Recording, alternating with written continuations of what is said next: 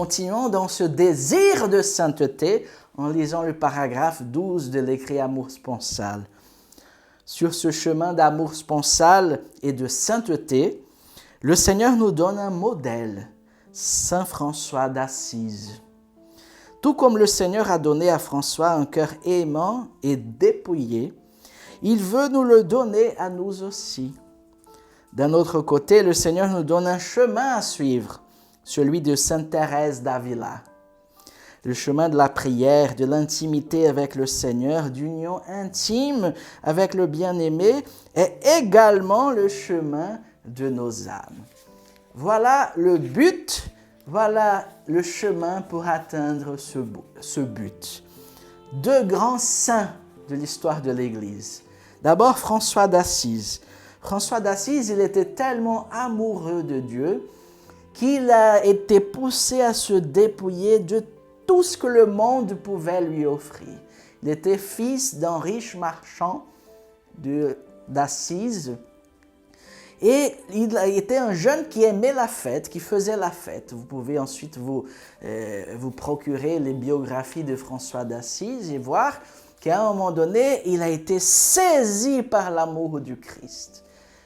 Mais Jésus est devenu tellement la grande réalité de sa vie qu'il sentait que tout devenait un poids et l'empêchait d'aller vers le Christ. Il n'avait qu'une envie, que c'était de se dépouiller de tout ce qui passe, de tout ce qui devient un poids pour son âme et qui l'empêchait de rencontrer le Christ. Chers frères et sœurs, François d'Assise nous apprend qu'il faut nous dépouiller.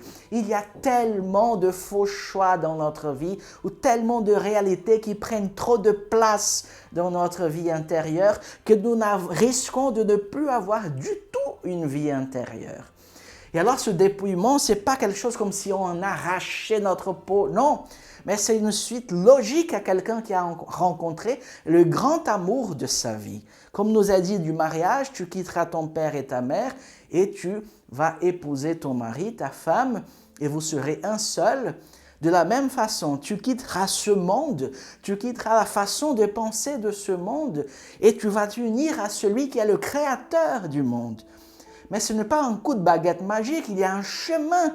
Et c'est un chemin qui se fait dans la durée, la prière quotidienne. La prière qui n'est pas simplement répéter des prières toutes faites qu'on comprend parfois même pas. Non, mais c'est vraiment un chemin d'intimité, d'intériorité. Nous découvrons petit à petit le Seigneur par le recueillement de notre cœur. Nous nous tournons vers le Père qui habite le secret de notre cœur.